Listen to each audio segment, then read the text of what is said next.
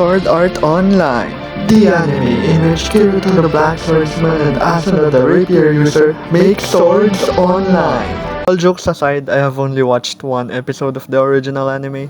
What is up everyone, I am Shining Films and welcome back to another video. Massive multiplayer online role-playing games, also known as MMORPGs, are a genre of games focused on adventuring, interacting with other players, and fighting mobs and or other players. I mainly play on mobile, and the popular MMORPGs that I have played over the years include Arcane Legends, Ragnarok Origin Global, Toram Online, The Legend of Neverland, and Albion Online.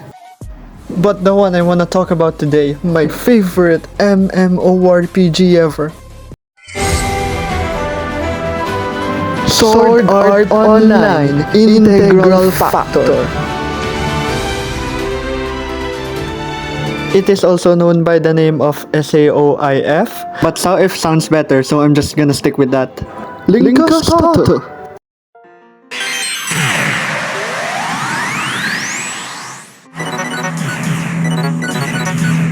The general story of Sword Art Online is that the players of said game, Sword Art Online, are trapped inside of a virtual world in the floating castle of Inkrad and must beat all 100 floors of the game so that they can go back to the real world. Saoif takes place in this world, where you and your partner help characters such as Kirito, Asuna, Argo, and others as you work together to beat all the 100 floors, while also having dialogue exchanges between you and the SAO cast that aren't present in the anime.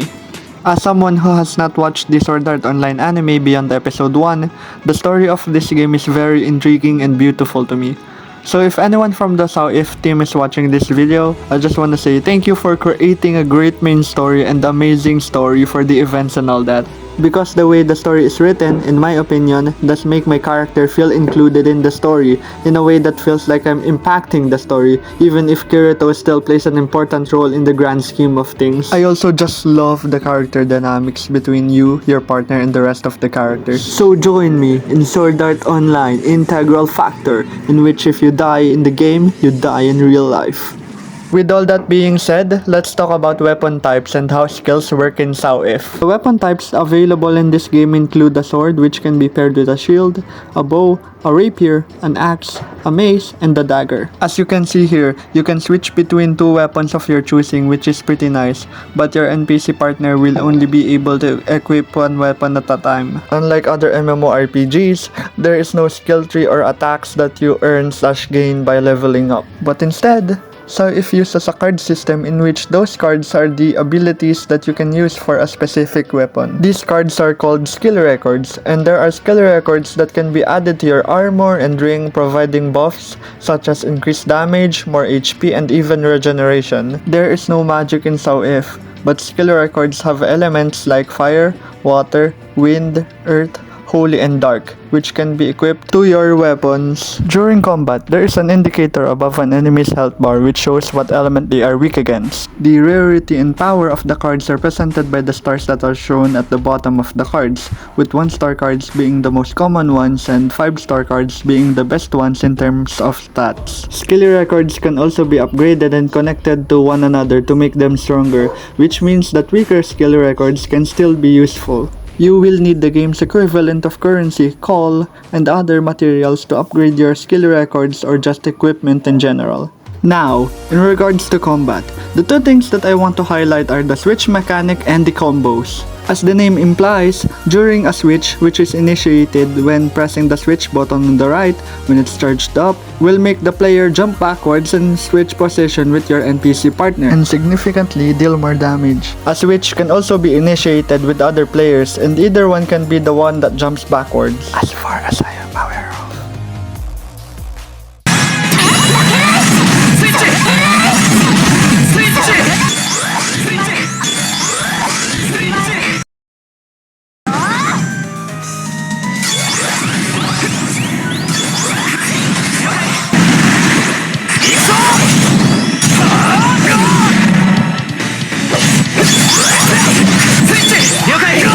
As for the combos, you will need to do a specific pattern of attack so you are able to charge up your combo. I have a Sinan skill record which you can charge up so you can do a significant amount of damage. So let me show you.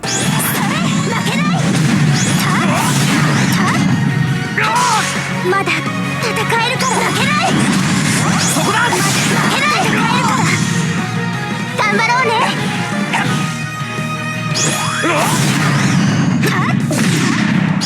そこだ。これで終わりよ。まだ戦えるから。これでおしまいよ。これでおしまいよ。There is also the rush system, so if you put multiple skill records that have awakening in your armor, you will be able to trigger a rush.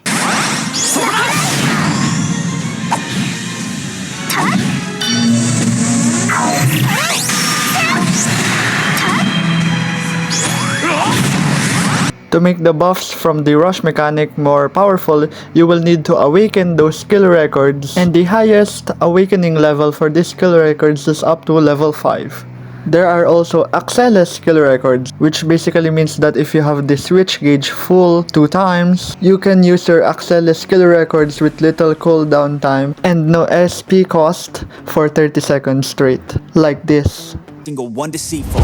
Stand up, I wanna see your face. Get your chin up like you belong in this place. We gon' train like you've never trained before. You're going up against something that you can't ignore.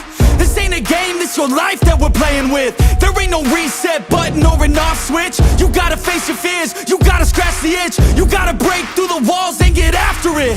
Only time will tell who's gonna make it. I promise you, I'ma be the one who's gonna take it. I fight, I provide, leaving blood on the pavement. If you're up against me, then you better be praying, cause Now, the question some of you might be asking is, how do I exactly get skill records? And to that I say, thank you for asking. Like banners in Genshin Impact, Saoif has a gacha system for skill records and cosmetic items that can be bought using Arcana gems. You can pay real money to boost the XP and Arcana gems that you get by playing. But with how the game is designed, I don't really find it to be a problem because it is optional and you can play and progress through the game at a good pace without spending money on these boosts. The game also just gives you free orders or pools just for logging in. As a free-to-play player myself, you won't really feel like you're behind in levels since you will see rookie players and older players just roaming around. As for the cosmetics, they have different themes from a knight, to a virtual set, to a Japanese kimono, to a pirate themed one. There is no PvP in Saoif, but the PvE for me just looks and feels so nice to play. And to show my point, I will conjure in me my inner Josh Strife Hayes. Behold, combat!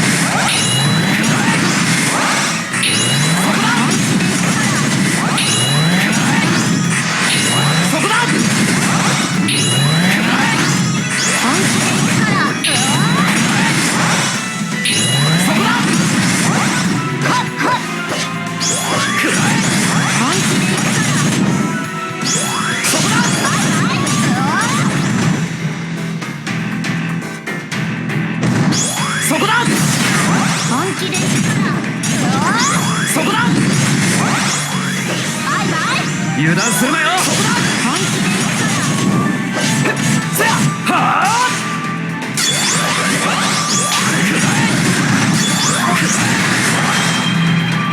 本気で行くからそこだ本気で行くから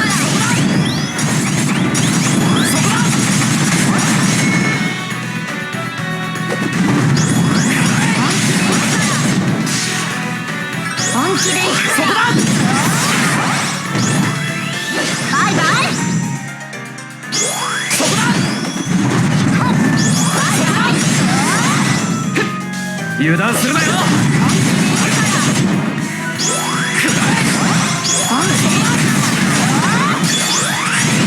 スイッチそこだ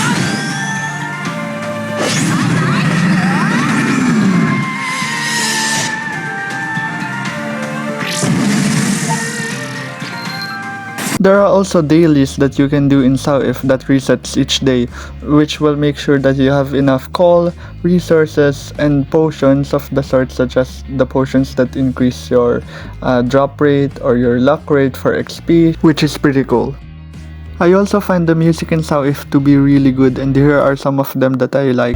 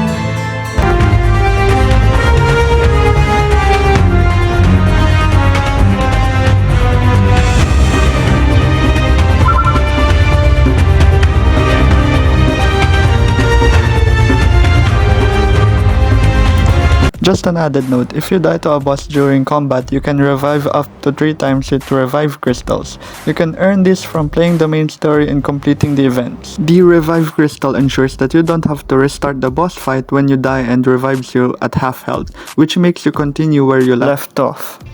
In Saoif, you can also create a guild or join one. Other than the game giving your guild a pretty cool guild building, there are also benefits in being in the guild, such as a 10% coal increase when a monster is defeated and a 5% increase in drop rate. Your guild can also join guild events and earn rewards and climb the ladder board to get even better rewards. Speaking of guilds, let me tell you all about my personal experiences as someone who has been a guild leader in my previous guild named the Incrad Clan. I have found MMORPGs to be a fun genre of games ever since a family member introduced me to them. At the time, I didn't really fully understand the passion and dedication this family member had for MMORPGs. That was until I played the Sword Art Online Integral Factor. I was introduced to this game at least 2 years prior to this story, but due to circumstances I will elaborate on later, I started playing again after those 2 or 3 years had passed. It's just that something about the mechanics, graphics, and gameplay of Saoif were really interesting to me when I played it before that stuck with me. Something that I have noticed while playing through the game is that there was a guild system, so I decided to join open or public guilds that had active members. I joined this one guild in which everyone else was inactive except for this player named K. Now, Saoif has a pretty cool system to keep guilds alive, because when a guild leader has been inactive for a long time, it transfers the guild's leadership to an active player. K was chosen to be the new guild leader because of this system, but K made me the new guild leader sometime after. I wanted to create something that I could not find on my own while joining other guilds, and that is a home. A guild that shared my passion and interest for the game. A guild that helped each other grind items and play events. A guild in which people interacted with one another and had fun together. That is something I achieved. With the Aincrad Clan Guild, I finally understood what made an MMORPG so much fun. It's the people that you interact with, the people who you talk to in this space, talking with people who have the same interest as you. Eventually though, people started leaving the guild because a majority of them had personal friends that were part of different guilds. At first I was devastated, frustrated even at myself, because I felt like I couldn't hold the guild together. I felt like I failed as their guild master. I felt like I failed myself. I was scared that all of it was going to end, that all of that was for nothing. But now, after some time has passed and I've started playing the game again, I've realized something. I realized that the important thing is that we all had our fun. So what if it ended? It still happened. And to be honest, I'm really happy that I have had so many good and fun experiences with the people I played with in that guild. So in Crud Clan, I thank you. As for my first introduction into the game, for context, I was in a situationship when I was younger during the pandemic. Me and this person used to play video games and watch anime together since we were both interested in them. One day, she introduced me to this game I have never heard of before. It was called Sword Art Online Integral Factor, which she liked to call SAO IF. And I was mesmerized with how amazing the world looked to me. I never truly felt alone because she was there supporting me every step of the way, and even when I fought my first two floor bosses. Eventually, things ended between us and I ignored the media and games that we used to play or watch, such as Helaluva Boss, Haikyuu, and yes, Saoif. No matter how much fun I found the combat to be, or how cool I found the world to be, I just could not bring myself to relive old memories. However, after 2 to 3 years have passed, I found myself outside of that state of mind and I played Saoif again. Unlike before though, even when I saw players running around me, I felt somewhat alone. I felt like something was missing. Regardless of this, I still pushed forward and continued playing the game. I played the game without skipping the dialogue. I slowly learned the mechanics of the game. I found myself tearing up because of the story, embarrassingly enough, and I was playing this during summer and I found myself waking up being excited at the thought of playing Saoif. I watch videos about top mobile MMORPGs and top MMORPGs in general, and I know that Sword Art Online Integral Factor is not necessarily on the list for the most popular MMO out there. But there is something that Josh Strife Hayes says that resonates with me and relates to this topic, taken from his video The Ultimate MMO Tier List, that resonates with me. I'll include the link to his video in the description so you can check it out later. Objectively, the best MMO ever goes to whatever game you like playing. People feel they need to choose a popular MMO instead of one they personally enjoy. MMORPGs are long-term games, and no one wants to willingly invest in something they know will die, but millions of people have invested millions of collective hours into games which unfortunately did die. And while seeing a game you love or a place you've lived in shut down is devastating, it doesn't make the fun you had in it or the friends you made through it any less real, valuable, or meaningful to you. It is a true fact of all good narratives that not all journeys last. Learn from the past, prepare for the future, but don't you forget to live in the present. My name is Shining Films, saying happy 2025 everyone, and switch! Here's a man burdened with glorious purpose.